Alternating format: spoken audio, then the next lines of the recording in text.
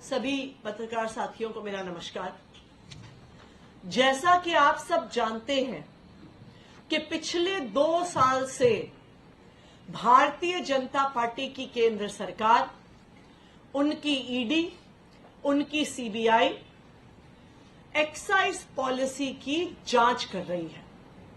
2 साल में सैकड़ों अफसर लगा दिए, हजारों रेड कर दी, लेकिन 1 रुपया भी इस केस में आम आदमी पार्टी के किसी भी नेता से नहीं मिला। फिर भी एक झूठा षड्यंत्र रचकर, एक फर्जी केस को बनाकर आम आदमी पार्टी के एक एक करके सभी नेताओं को गिरफ्तार किया जा रहा है। सत्येंद्र जैन जी को गिरफ्तार किया गया, मनीष सिसोदिया जी को गिरफ्तार किया गया, संजय सिंह जी को गिरफ्तार कर लिया गया, और जब फिर भी आम आदमी पार्टी को नहीं रोक पाए तो अरविंद केजरीवाल जी तक को गिरफ्तार कर लिया गया। जब से अरविंद केजरीवाल जी को ईडी के समन आने शुरू हुए, तब से पहले दिन से आम आदमी पार्टी ने खुलकर कहा कि ये अरविंद केजरीवाल जी को गिरफ्तार करने की साजिश है, कि उनको किसी जांच के लिए नहीं बुलाया जा रहा, उनको गिरफ्तार करने के लिए बुलाया जा रहा है। तब भारतीय जनता पार्टी के प्रवक्ता और सभी मीडिया चैनल के साथी हमसे पूछा करते थे कि जी ये तो एक समन है, आप कैसे कह सकते हैं कि गिरफ्तार हो जाएंगे? आपके पास इस बात का कोई प्रमाण नहीं है कि अरविंद केजरीवाल जी गिरफ्तार हो जाएंगे। जब अरविंद केजरीवाल जी को समन आने शुरू हुए तो आम आदमी पार्टी ने खुलकर कहा कि ये ईडी के समन नहीं है, ये भारतीय जनता पार्टी के समन है। फिर से भारतीय जनता पार्टी के प्रवक्ता टीवी पे आकर कहते थे कि नहीं जी, ईडी तो एक स्वतंत्र जांच एजेंसी है, हमारा तो इस जांच से, इस समन से कोई लेना देना ही नहीं है, ये तो आम आदमी पार्टी झूठ बोलती रहती है। लेकिन आज अमित शाह जी के एक इंटरव्यू ने भारतीय जनता पार्टी का पर्दाफाश कर दिया। अमित शाह जी ने खुद कह दिया कि भारतीय जनता पार्टी शासित केंद्र सरकार, उनकी इन्फोर्समेंट डायरेक्टोरेट का पहले दिन से इरादा था कि अरविंद केजरीवाल जी को गिरफ्तार किया जाए, अरविंद केजरीवाल जी को जेल में डाला जाए। अब मैं रिक्वेस्ट करूंगी हमारे साथी से कि वो अमित शाह जी का क्लिप प्ले करें, जो पूरे देश के सामने इस षड्यंत्र का पर्दाफाश कर देगा। अमित जी, एक सवाल और, इस चुनाव के पहले 2 सीएम जो है अरेस्ट हुए हैं। केजरीवाल जी अरेस्ट हुए, वो तो अभी भी मुख्यमंत्री हैं, हेमंत सोरेन जी भी अंदर हैं। तो आज सुप्रीम कोर्ट ने ईडी से टाइमिंग ऑफ अरेस्ट पर क्वेश्चन उठाया है, तो इसको आप कैसे देखते हैं? देखिए, ईडी सुप्रीम कोर्ट के सामने एक्सप्लेन करेगी जी, मगर मैं बताना चाहता हूँ कि 19 समन के बाद हाजिरी नहीं हुई। पहले समन में अगर आए होते तो चुनाव के 6 महीना पहले अरेस्ट हो जाते। इस वीडियो को देखकर साफ पता चल जाता है, इस इंटरव्यू को देखकर साफ पता चल जाता है कि भारतीय जनता पार्टी और उनके राजनीतिक हथियार ईडी का इरादा ही था अरविंद केजरीवाल जी को समन के बहाने से बुलाना और अरविंद केजरीवाल जी को गिरफ्तार करना।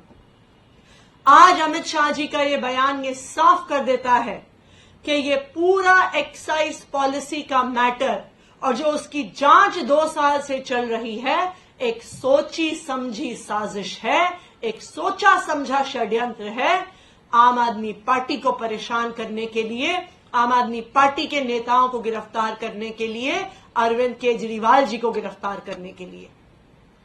तो आज अमित शाह जी ने साबित कर दिया है, अमित शाह जी के बयान ने देश के सामने इस बात को स्पष्ट कर दिया है जो आम आदमी पार्टी पहले दिन से कह रही थी कि ये समन्स अरविंद केजरीवाल जी को गिरफ्तार करने के लिए थे।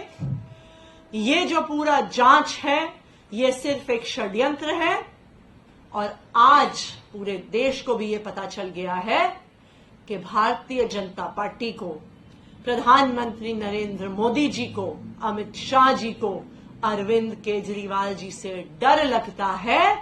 अरविंद केजरीवाल जी के हमले से डर लगता है। अरविंद केजरीवाल जी जो भारतीय जनता पार्टी के 10 साल के कुशासन को एक्सपोज करते हैं उससे डर लगता है। इसलिए उन्होंने ये षड्यंत्र रच के उनको जेल में डाल दिया है। Thank you. मैम, प्रधानमंत्री नरेंद्र मोदी ने टीवी9 को इंटरव्यू दिया है, उसमें जो आप आरोप लगाते हैं कि 400 आगे तो आरक्षण खत्म हो जाएगा, संविधान खत्म हो जाएगा, चुनाव ही नहीं होंगे, सब पर उन्होंने जवाब दिया कहा कि अगर ऐसा करना होता 307 तो एनडीए के बीबी हैं और सहयोगी मिला 400 हो जाएंगे। तो तमाम जो आपके दावे हैं, आरोप हैं, उनको भ्रम बताया है।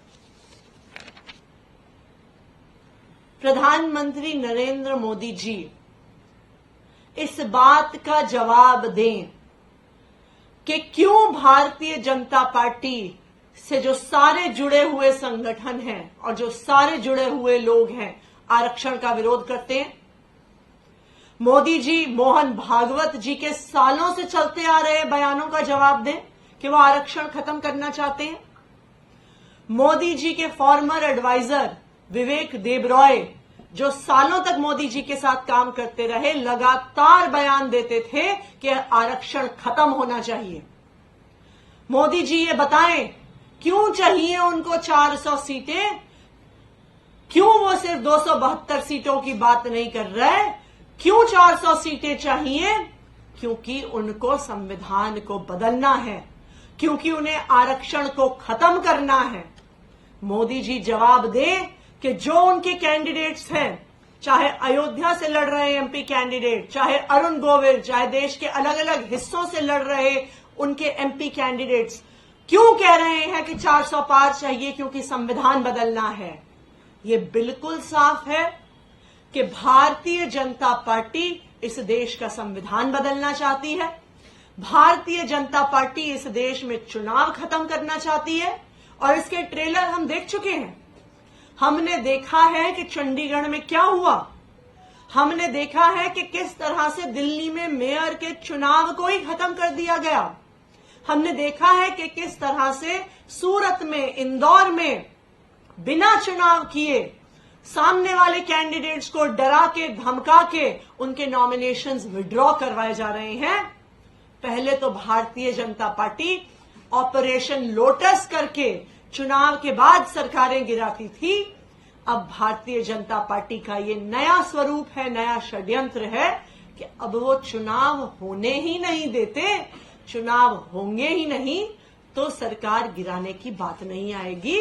बिना चुनाव के ही भारतीय जनता पार्टी जीतेगी। डीसीडब्ल्यू वाले मामले में आप सरकार का भी क्या रुख है? जिस तरह से काफी कर्मचारियों को हटाया गया है, और क्या आप इसे भविष्य की भूमिका के तौर पर देख रहे हैं? लग रहा है कि जो बातें कही गई हैं रिपोर्ट में, आदेश में, वो सही? भारतीय जनता पार्टी एक महिला विरोधी पार्टी है।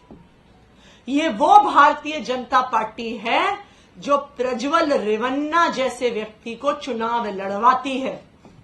ये भारतीय जनता पार्टी वो पार्टी है जो प्रज्वल रेवन्ना जैसे दरिंदे के लिए, जिसके लिए प्रधानमंत्री मोदी जी प्रचार करते हैं। भारतीय जनता पार्टी वो पार्टी है